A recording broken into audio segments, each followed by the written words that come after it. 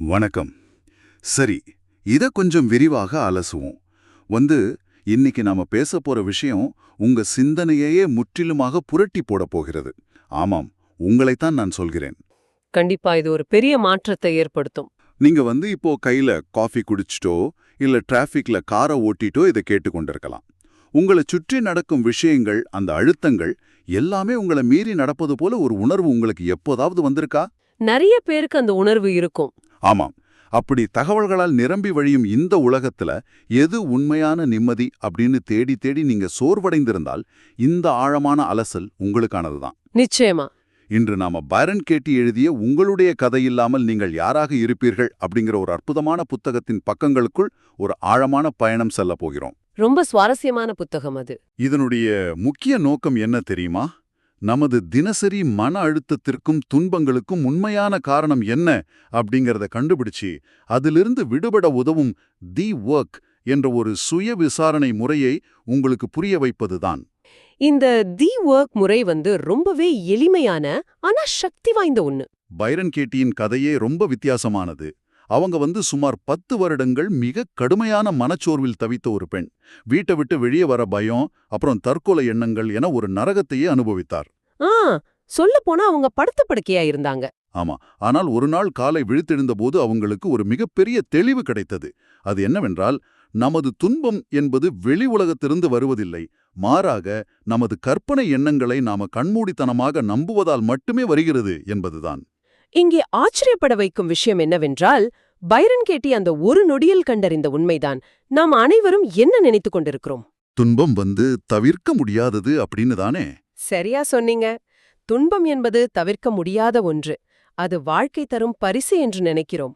ஆனால் பைரன் கேட்டியின் அனுபவத்திலிருந்து நாம் கற்பது, வலி என்பது இயற்கையானது, ஆனால் துன்பம் என்பது ஒரு தேர்வு. துன்பம் ஒரு தேர்வு. கேட்கவே ரொம்ப ஆழமா இருக்கு. உலகத்தில் நடக்கும் விஷயங்கள், மனிதர்கள், சூழ்நிலைகள் நமக்கு வலியை தருவதில்லை. மாறாக அந்த விஷயங்களைப் பற்றி நம் மனதுக்குள் ஒரு கதையை சொல்கிறோம் அல்லவா? அவர்கள் அப்படி செய்திருக்க கூடாது, என் வாழ்க்கை இப்படி ஆகியிருக்க கூடாது என்ற அந்த எண்ணங்கள் தான் நமக்கு வலியை தருகின்றன. அதாவது நிஜத்தோடு சண்டையிடும் போதுதான் நம்ம தோற்று போகிறோம்.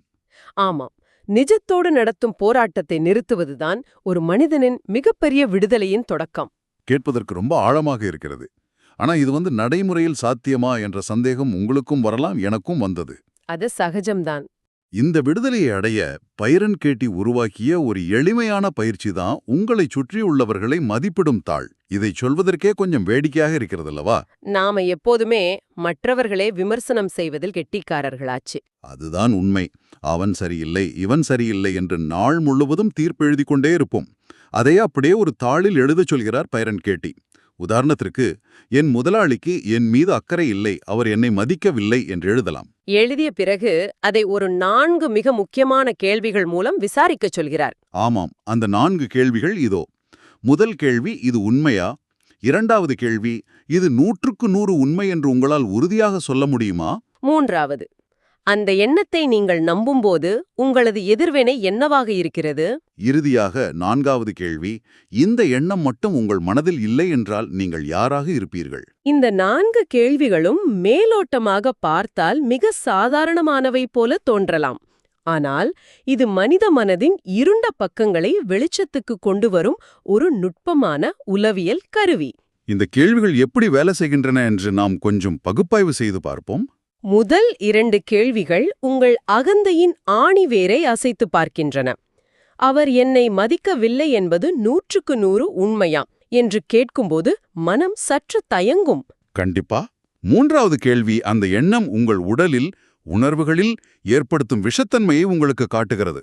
ஆனால் இந்த பயிற்சியின் உச்சகட்டம் என்பது திருப்பம் என்ற ஒரு விஷயம்தான்.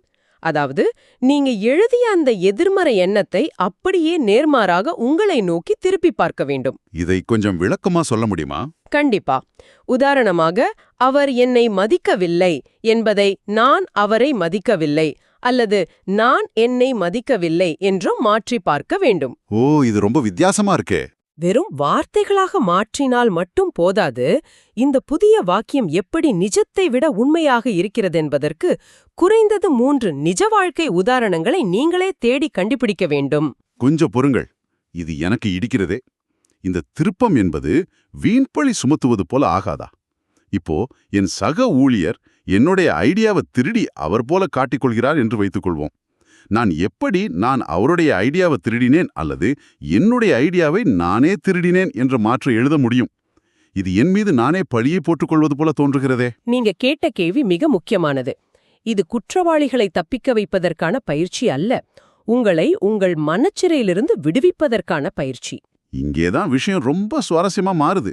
இந்த புத்தகத்தில் வரும் பிரையன் என்பவரின் கதையை எடுத்துக்கொண்டால் இது இன்னும் தெளிவாக புரியும். ஆமாம், பிரையனின் கதை ரொம்ப நல்ல உதாரணம். பிரையன் தன்னுடன் வேலை செய்யும் சக ஊழியர் ஜோ என்பவரை பற்றி மிகுந்த கோபத்தில் இருந்தார். ஜோ ஒரு பொறுப்பற்றவர், பணப்பேராசை பிடித்தவர், அக்கறையற்றவர் என்றெல்லாம் அடுக்கடுக்காக குற்றம் சாட்டினார் பிரையன். இந்த கோபம் பிரையனின் நிம்மதியையே கெடுத்தது. பிரையன் கேட்டியின் உதவியோடு பிரையன் தனது எண்ணங்களை ஆராய்ந்தபோது அந்த திருப்பத்தை முயற்சி செய்தார். ஜோ பொறுப்பற்றவர் என்ற வாக்கியத்தை நான் பொறுப்பற்றவன் என்று மாற்றினார். ஆரம்பத்தில் பிரையனின் அகந்தை இதை கடுமையாக எதிர்த்திருக்கும் தானே? ஆமாம், எதிர்த்தது. ஆனால் ஆழமாக சிந்தித்தபோது ஜோ உண்மையில் எப்படி பொறுப்பானவர் என்பதற்கு 3 உதாரணங்களை கண்டுபிடிக்க முடிந்தது. ஜோ தினமும் வேலைக்கு சரியாக வருவதும் தன் குடும்பத்தின் மீது அக்கறையாக இருப்பதும் பிரையனுக்கே நினைவுக்கு வந்தது. அதைவிட முக்கியமாக ஜோ பொறுப்பற்றவர் என்ற கோபத்தை மனதிற்குள் வைத்துக்கொண்டு அலுவலகத்தில் உள்ள மற்றவர்களிடம் ஜோவை பற்றி புறம் பேசியதன் மூலம் பிரையன் தனது வேலையில் கவனம் செலுத்தாமல் தன்னைத்தானே ஒரு பொறுப்பற்றவராக மாற்றிக்கொண்டார் என்பதை உணர்ந்தார். நாம் ஒருவரை பற்றி தவறாக நினைக்கும் அந்த நொடியில் நாமே அந்த தவறான பண்பை வெளிப்படுத்துகிறோம் என்பதுதான் நிதர்சனம். நிம்மதி இழப்பது பிரையன் தானே தவிர ஜோ அல்ல. மிக சரியாக சொன்னீர்கள். நாம் இன்னொருவர் மீது வைக்கும் விமர்சனம் உண்மையில் நம்முடைய சொந்த குறையின் பிரதிபலிப்பு. இது ஒரு அலுவலக பிரச்சினை. இதைவிட மிக ஆழமான உணர்வுபூர்வமான உறவு சிக்கல்களை இது எப்படி தீர்க்கும்? டக் என்பவரின் கதையை அலசுவோம். டக் தன்னுடைய தாயின் மீது அளப்பரிய கோபத்தில் இருந்தார். ஆமாம், அவரது தாய் ஒரு மனநோயாளி. அவர் தன் மனநோயை காட்டி குடும்பத்தையே ஆட்டி படைக்கிறார், எல்லோரையும் கட்டுப்படுத்துகிறார் என்று டக் ஆழமாக நம்பினார். அவர் தன் தாயின் ஒவ்வொரு அசைவையும் விமர்சித்தார். என் தாய் மாற வேண்டும், அப்போதுதான் எனக்கு நிம்மதி என்று ஒரு முட்டுச்சந்தில் நின்று கொண்டிருந்தார் டக். இதை புரிந்து கொள்ள பைரன் கேட்டி கூறும் ஒரு அற்புதமான தத்துவத்தை நாம் பார்க்க வேண்டும். ஆமாம், இது உங்களுக்கும் உங்கள் வாழ்க்கைக்கும் மிக மிக தேவையான ஒன்று. இந்த உலகில் 3 வகையான வேலைகள்தான் உள்ளன. 1 என் வேலை, 2 உங்கள் வேலை, 3 கடவுளின் வேலை அல்லது இயற்கையின் வேலை. மழை பெய்வதும் பூகம்பம் வருவதும் ஒருவர் நோய்வாய்ப்படுவதும் இயற்கையின் வேலை. மற்றவர்கள் என்ன நினைக்கிறார்கள், அவர்கள் எப்படி நடந்து கொள்கிறார்கள், அவர்கள் என்ன சாப்பிடுகிறார்கள் என்பது அவர்களின் வேலை. நான் எப்படி நடந்து கொள்கிறேன், என் மனநிலையை நான் எப்படி வைத்துக் கொள்கிறேன் என்பது என் வேலை. நாம் எப்போது நிம்மதியை இழக்கிறோம் தெரியுமா? நாம் மற்றவர்களின் வேலையிலோ அல்லது இயற்கையின் வேலையிலோ தலையிடும்போதுதான். டக் தன் தாயின் மனநிலையை மாற்ற நினைத்தது தாயின் வேலையில் தலையிடுவதாகும். அங்கேதான் பெருந்துயரம் தொடங்குகிறது. இங்கே பைரன் கேட்டி குறிப்பிடும் ஒரு ஆழமான வரியை நாம் நினைவு கூற வேண்டும். தற்காப்புதான் ஒரு போரின் முதல் செயல். தற்காப்புதான் ஒரு போரின் முதல் செயல். அதாவது, ஒருவர் நம்மை விமர்சிக்கும்போது நாம் உடனே நம்மை நியாயப்படுத்தி தற்காத்துக் கொள்ள முயல்கிறோம். அந்த புள்ளிதான் பிரச்சனையின் தொடக்கம் என்கிறீர்கள். உண்மைதான். டக் தன் தாயின் ஒவ்வொரு வார்த்தையும் தடுத்து நிறுத்த போராடியதால்தான் அவர்கள் இருவருக்கும் இடையே ஒரு முடிவில்லாத போர் நடந்து கொண்டிருந்தது. ஆனால் இது எனக்கு இன்னொரு பெரிய கேள்வியை எழுப்புகிறது. மனதளவில் நடக்கும் விஷயங்களை இப்படி மாற்றி யோசிக்கலாம். ஆனால் நிஜமான உடனே உருக்கும் வழிகளை மக்கள் எப்படி எதிர்கொள்கிறார்கள்? அது ரொம்ப கடினமான ஒரு விஷயம்தான். எம்மா என்ற பெண்ணின் கதை மனதை உழுக்கக்கூடியது. எம்மாவுக்கு புற்றுநோய் வந்திருந்தது. புற்றுநோய் என் வாழ்க்கையையும் என் உடலையும் அழித்துவிட்டது, என் வாழ்க்கை முடிந்துவிட்டது என்று எம்மா முழுமையாக நம்பினாள். அதில் அவருக்கு எந்த சந்தேகமும் இல்லை. இதை எப்படி அவர் திருப்பும் செய்ய முடியும்? புற்றுநோய் என் உடலை அழிக்கவில்லை என்று பொய் சொல்ல முடியுமா? ஆமா, அது சாத்தியமா? இது ஒரு கடினமான ஆனால் மிக முக்கியமான கேள்வி. எம்மாவின் விசாரணையின் முடிவில் அவர் ஒரு புதிய உண்மையை உணர்ந்தார். பைரன் கேட்டி எம்மாவிடம் அந்த 4 கேள்விகளை கேட்டபோது எம்மா தன் மனதிற்குள் இருந்த இருண்ட அறையிலிருந்து வெளியே வந்தார். புற்றுநோய் என் வாழ்க்கையை அழித்துவிட்டது என்ற எண்ணத்தை திருப்பி போட்டபோது என் எண்ணங்கள்தான் என் வாழ்க்கையை அழித்துவிட்டன என்ற உண்மையை அவர் கண்டடைந்தார். புற்றுநோய் என்பது இயற்கையின் வேலை. அது அவர் உடலில் ஒரு நோய். ஆனால் எனக்கு இது வந்திருக்க கூடாது, நான் என் குழந்தைகளின் எதிர்காலத்தை பார்க்க மாட்டேன் என்ற அந்த இடைவிடாத எண்ணங்கள்தான் எம்மாவை ஒவ்வொரு நொடியும் கொன்று கொண்டிருந்தன. உடல் அதன் வேலையை செய்கிறது, அதற்கான மருத்துவ சிகிச்சைகளை நாம் எடுக்கிறோம். ஆனால் என் உடல் இப்படி இருக்கக்கூடாது என்று நிஜத்தோடு நடத்தும் மனதின் போராட்டம்தான் உண்மையான நரகத்தை உருவாக்குகிறது. இல்லை, சொல்லப்போனால் அது அவருடைய உயிரை காப்பாற்றியுள்ளது. வாழ்க்கையின் மீதான அவரது பார்வையை முற்றிலுமாக மாற்றி ஒவ்வொரு நொடியையும் ரசிக்க கற்றுக் கொடுத்துள்ளது என்ற புதிய கோணத்தை அவர் உணர்ந்தார். ஆக உடல் படும் பாட்டை விட மனம் படும் பாடுதான் பெருந்துயரம் என்கிறீர்கள். எம்மா தன் மனதின் போராட்டத்தை நிறுத்தியதும் அந்த புற்றுநோயுடன் கூட அவளால் அமைதியாக வாழ முடிந்தது என்பது நிஜமாகவே சிலிர்ப்பான ஒரு விஷயம். இது அனைவருக்கும் ஒரு பெரிய பாடம். இதைத் தொடர்ந்து மார்கரெட் என்ற ஒரு தாயின் கதையை தொடுவோம். இது அநேகமாக இதை கேட்டுக்கொண்டிருக்கும் பல பெற்றோர்களுக்கும் பொருந்தும். போதைக்கு அடிமையான தன் மகன் எங்கே இருக்கிறான், என்ன செய்கிறான் என்று தெரிந்தே ஆக வேண்டும் என தவிக்கும் ஒரு தாயவர். என் மகனுக்கு ஏதாவது ஆகிவிடுமோ என்ற பயம் அவரை உறங்க விடாம சித்திரவதை செய்தது. அவர் தன் முழு வாழ்க்கையையும் மகனின் தொலைபேசி அழைப்பிற்காகவே அர்ப்பணித்திருந்தார். இந்த இடத்தில் அந்த திருப்பம் எப்படி ஒரு மேஜிக் போல வேலை செய்கிறது என்று பார்ப்பது மிகவும் சுவாரஸ்யமானது. ஆமாம், மகன் எங்கே இருக்கிறான் என்று எனக்கு தெரிய வேண்டும் என்ற தாயின் ஆழமான தவிப்பை நான் எங்கே இருக்கிறேன் என்று எனக்கு தெரிய வேண்டும் என மாற்றுகிறார் பைரன் கேட்டி. கொஞ்சம் ஆழமாக சிந்தித்து பாருங்கள்.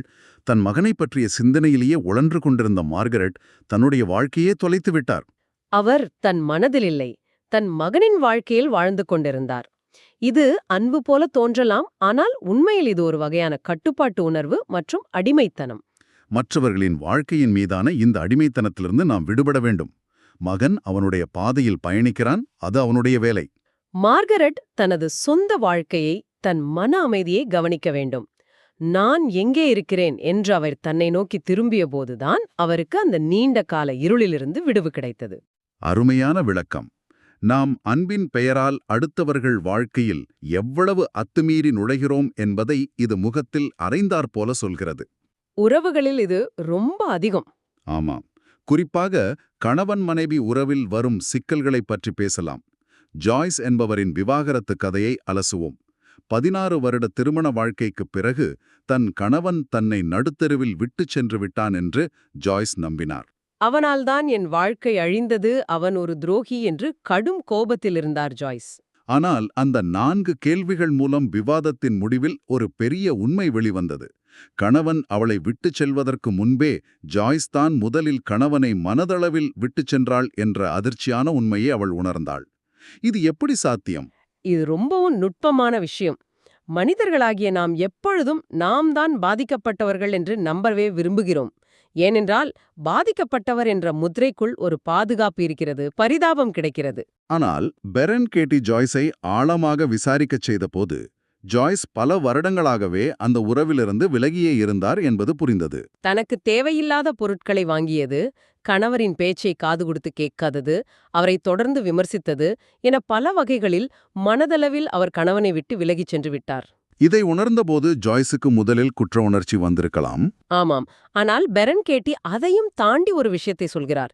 எந்த ஒரு குற்ற உணர்ச்சியும் இல்லாமல் நடந்த செயல்களுக்கு 100% பொறுப்பை ஏற்றுக்கொள்வதின் முக்கியத்துவத்தை ஜாய்ஸ் கற்றுக்கொண்டார். குற்ற உணர்ச்சி என்பது அகந்தையின் மற்றொரு முகம். அது பயனற்றது, நம்மை முடக்கிவிடும். ஆனால் பொறுப்பை ஏற்றுக்கொள்வது நம்மை விடுவிக்கும். ஆம், நான் இதை செய்தேன், இனி இதை எப்படி மாற்றுவது என்ற தெளிவை கொடுக்கும். குற்ற உணர்ச்சிக்கும் பொறுப்பேற்பதற்கும் உள்ள இந்த வித்தியாசம் மிக அருமையான பதிவு. சரி, இப்போது வெற்றி மற்றும் அதை நோக்கிய ஓட்டத்தை பற்றி பார்ப்போம். இதை கேட்டுக்கொண்டிருக்கும் பலரும் வாழ்க்கையில் எதையாவது சாதிக்க வேண்டுமென்று ஓடிக்கொண்டிருப்பீர்கள். ஜொனாதன் என்ற நபரின் கதையை கேளுங்கள். அவருக்கு எப்போதுமே நான் போதுமானவன் இல்லை என்ற ஒரு தவிப்பு இருந்து கொண்டே இருந்தது. வாழ்க்கையில் எப்படியாவது பெரிய வெற்றியை அடைந்து விட வேண்டும், அப்போதுதான் இந்த சமூகம் தன்னை மதிக்கும் என்ற வெறியில் இருந்தார். வெற்றி பெற வேண்டும் என்று துடிப்பவர்களுக்கு ஜொனாதனின் கதை ஒரு சிறந்த பாடம். இதை ஒரு பெரிய கண்ணோட்டத்தில் பார்த்தால் நாம் ஏன் இவ்வளவு போராடுகிறோம்? எதையாவது சாதித்தால்தான் நமக்கு மதிப்பு, ஒரு பெரிய பதவி வந்தால்தான் நாம் முழுமையடைவோம் என்ற மனதுக்குள் ஒரு கதையை சொல்லிக்கொண்டே இருக்கிறோம். ஆனால் பைரன் கேட்டி ஜொனாதனை அவர் உட்கார்ந்திருக்கும் நாற்காலியை உணரச் சொல்கிறார். அந்த நாற்காலி எந்த எதிர்பார்ப்பும் இல்லாமல் அவரை தாங்கி பிடிக்கிறது. பூமி தன் ஈர்ப்பு விசையால் அவரை தாங்குகிறது. பிரபஞ்சமே அவரை எந்த நிபந்தனையும் இன்றி வாழ வைத்துக் கொண்டிருக்கிறது. நாம் எதையாவது அடைய வேண்டும் என்று போராடுவதை விட ஒரு நாற்காலியில் அமைதியாக உட்கார்ந்து இயற்கை தனக்கு தேவையானதை செய்யும் என்ற நிதர்சனத்தை உணர்வதே உண்மையான சுதந்திரம். நீங்கள் எதையுமே சாதிக்காவிட்டாலும் நீங்கள் இந்த பிரபஞ்சத்திற்கு போதுமானவர்கள்தான். உங்கள் மதிப்பு உங்கள் சாதனைகளில் இல்லை, நீங்கள் உயிரோடு இருப்பதிலேயே இருக்கிறது. அதாவது நான் போதுமானவன் இல்லை என்ற கதையை முட்டைகட்டி வைத்துவிட்டு இந்த நொடியை உணருங்கள் என்கிறீர்கள். அடுத்ததாக ஸ்டான் என்ற நபரின் கதையை கொண்டு வருவோம். தன் தந்தை அதிகமாக மது அருந்துகிறார். அதை அவர் நிறுத்த வேண்டும் என்று ஸ்டான் பல வருடங்களாக போராடுகிறார். தந்தையின் மேல் மிகுந்த கோபமும் அவர் எப்படி தன் வாழ்க்கையை அழித்துக் கொள்கிறாரே என்ற அதிருப்தியும் ஸ்டானுக்கு இருந்தது. எல்லோரும் ஸ்டானிடம் உன் அப்பாவை நினைத்து கவலைப்படுவதை விட்டுவிடு என்று அறிவுரை சொல்கிறார்கள். ஆனால் அது அவனால் முடியவில்லையே. இந்த இடத்தில் பலரும் ஒரு தவறை செய்கிறார்கள். பைரன் கேட்டியின் மிக ஆழமான ஒரு கருத்தை இங்கே பதிவு செய்கிறேன்.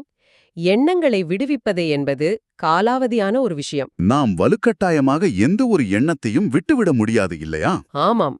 ஒரு சூடான நெருப்பு கரியை கையில் பிடித்துக்கொண்டு இதை நான் விட்டுவிட வேண்டும் என்று நீங்கள் போராட வேண்டியதில்லை. அது உங்களை சுடுகிறது என்று முழுமையாக உணர்ந்த மறுகணமே உங்கள் கை தானாக அதை விட்டுவிடும் அல்லவா? எண்ணங்களும் அப்படித்தான். எவ்வளவு முயன்றாலும் அதை அடக்க நினைத்தால் அது திரும்பி வரும். ஆனால் அந்த எண்ணங்களே ஆழமாக விசாரிக்கும்போது, என் தந்தை குடிக்கக்கூடாது என்பது உண்மையா? இல்லை, அவர் குடிக்கிறார், அதுதான் நிஜம். நாம் நிஜத்தோடு சண்டையிடும்போதுதான் துன்பம் பிறக்கிறது. விசாரணையின் முடிவில் நாம் எண்ணங்களை விடுவிப்பதில்லை. அந்த எண்ணங்கள் உண்மை அல்ல என்று நாம் உணரும்போது அந்த எண்ணங்களே நம்மை விட்டு விலகிச் சென்றுவிடும் என்பதை ஸ்டானின் கதை மிகத் தெளிவாக விளக்குகிறது. கயிற்றை பார்த்து பாம்பு என்று பயப்படுகிறோம். வெளிச்சம் வந்ததும் அது கயிறு என்று தெரிந்த பிறகு நாம் பாம்பை விரட்ட வேண்டியதில்லை. அந்த பயம் தானாகவே மறைந்துவிடும். இதற்கெல்லாம் என்ன அர்த்தம்? நாம் இவ்வளவு நேரம் பேசியதிலிருந்து ஒரு விஷயத்தை சுருக்கமாக சொல்ல வேண்டுமென்றால், பைரன் கேட்டி சொல்லும் அந்த அருமையான உதாரணத்தை கூறலாம். நம் மனம்தான் ஒரு திரையிடும் கருவி, அதாவது ஒரு ப்ரொஜெக்டர். இந்த வெளி உலகம், அதிலுள்ள மனிதர்கள், உறவுகள் எல்லாமே அந்த ப்ரொஜெக்டரில் இருந்து திரையிடப்படும் ஒரு பிம்பம் மட்டுமே. திரையிலுள்ள பிம்பத்தில் ஏதோ குறை இருக்கிறது என்று நினைத்து அந்த திரையை துடைக்க முயற்சிப்பது எவ்வளவு முட்டாள்தனமோ அப்படித்தான் வெளி உலகத்தையும் மற்றவர்களையும் மாற்ற நினைப்பதும். புத்திசாலித்தனம் என்னவென்றால் ப்ரொஜெக்டரின் லென்ஸை துடைப்பதுதான். அதாவது நமது சொந்த எண்ணங்களை, நமது மனதை சுத்தப்படுத்துவதுதான். மற்றவர்களை மாற்ற போராடுவதை நிறுத்திவிட்டு உங்களை நோக்கி நீங்கள் திரும்பும்போது உலகம் தானாகவே அழகாக தெரியத் தொடங்கும். இது ஒரு முக்கியமான கேள்வியை எழுப்புகிறது. உங்களுக்கான இறுதிச் சிந்தனையாக இதை நான் முன்வைக்கிறேன். இதை கேட்டுக்கொண்டிருக்கும் நீங்கள் கொஞ்சம் யோசித்து பாருங்கள். அடுத்த முறை யாராவது உங்களை கடுமையாக விமர்சிக்கும் போது, உங்களை சிறுமைப்படுத்தும் போது, அதை உங்களை சுற்றியுள்ள சுவர்களை உடைப்பதற்கான ஒரு வாய்ப்பாக ஏன் பார்க்கக்கூடாது? உங்களை தாக்குபவர்கள்தான் உங்களுடைய பொறுமையையும் உங்கள் மனதின் தன்மையையும் உங்களுக்கு காட்டும் மிகப்பெரிய குருவாக இருக்க முடியும் என்றால் உங்கள் வாழ்க்கை எப்படி மாறும்? இந்த கேள்வியோடு உங்களை சிந்திக்க விடுகிறோம். உங்கள் மனதுக்குள் ஓடும் கதையை நம்புவதை நிறுத்திவிட்டு உங்கள் சொந்த எண்ணங்களை விசாரிக்கத் தொடங்குங்கள். ஒரு நொடி கண்களை மூடி உங்களுக்கு நீங்களே கேட்டுக்கொள்ளுங்கள். உங்களுடைய இந்த கதை இல்லாமல் நிஜத்தில் நீங்கள் யாராக இருப்பீர்கள்? மிக சிறப்பான கேள்வி. உங்கள் மனதின் திரைகளை விலக்கி உண்மையை தேடும் பயணத்தில் எங்களுடன் இணைந்ததற்கு மிக்க நன்றி. மீண்டும் ஒரு புதிய தேடலோடு உங்களை சந்திக்கிறோம். அதுவரை உங்கள் எண்ணங்களை கவனித்துக் கொண்டிருங்கள். இவ்வளவு நேரம் கேட்டதுக்கு ரொம்ப நன்றி. இந்த Tamil voice reads channel monetisation இல்லாம தான் நடக்குது. இந்த ஆடியோ புத்தகம் உங்களுக்கு பயன் தருது என்று நினைத்தால் இந்த முயற்சி தொடர்ந்து போக உங்கள் ஆதரவு மிகவும் உதவும். என்னுடைய இந்த முயற்சிக்கு நன்கொடை அளிக்க விருப்பம் இருந்தால் டிஸ்கிரிப்ஷன்ல கொடுக்கப்பட்டுள்ள UPI ID மூலம் வழங்கலாம். உங்களால் முடிந்த அளவு போதும். சிறிய ஆதரவும் பெரிய உதவிதான். இந்த வீடியோ உங்களுக்கு பயனுள்ளதாக இருந்தால் சப்ஸ்கிரைப் பண்ணுங்க, மற்றவர்களுக்கும் பகிர்ந்து கொள்ளுங்கள். இந்த கருத்துக்கள் அவர்களுக்கும் தேவையாக இருக்கலாம். லைக் பண்ணுங்க, உங்க கருத்துக்களை கமெண்ட்ல பகிருங்க. மனப்பூர்வமான நன்றி.